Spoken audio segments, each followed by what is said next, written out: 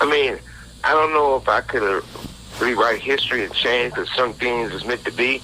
God had his way, and the universe has his way of planning it out the way it should be.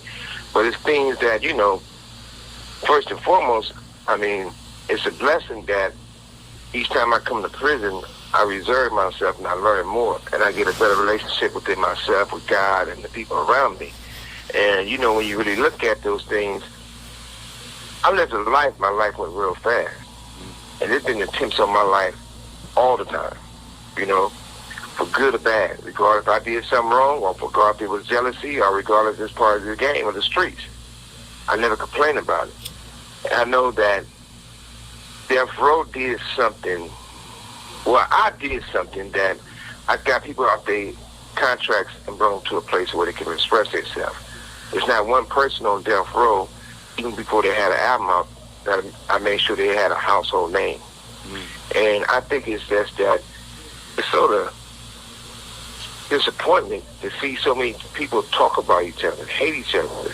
I mean, you take Jewel. Now, Jewel, that was my sister, that was my homegirl. Yeah, dude, we talk shit to each other. This call and your telephone number will be monitored and recorded. Did she say some crazy shit about me before? Absolutely. Did I tell her go fuck her stupid ass stuff? Absolutely, right? But at the same time, I never went there to pick her up. Right. When she had a murder case where she supposed to got life in prison, I paid like $700,000 to make sure she didn't go to prison. Right. When it came time to go through all these different things, the saddest thing in life for me was the fact that when she got sick, I heard it was like a couple of hundred could have saved her life. Wow. She just needs some medical attention. She passed away in a, motel with one of her children, and all she needed was some health insurance to save her life.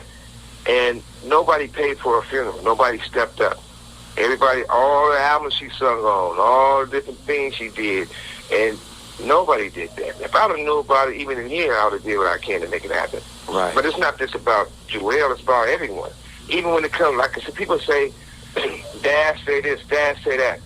Well, do you hate Dash? I don't take Dash serious. For as Dash is good, I knew him as a good kid. I gave him the opportunity to be a producer and put him and Corrupt together as a group, as a dog pound.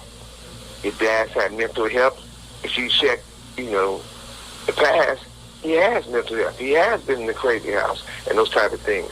So that don't make him a bad person, but I'm older, so I supposed to respect the fact that he go through some stuff. He might say something crazy about me or anybody else.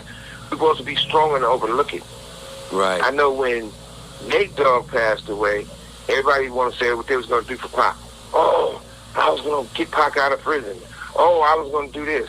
And, even Warren, you said you was going to get Pac out of prison. You didn't have a relationship with Pac like that. But you did. But I did. But at the same time, when Nate Dogg was in the convalescent home, those people didn't come see him.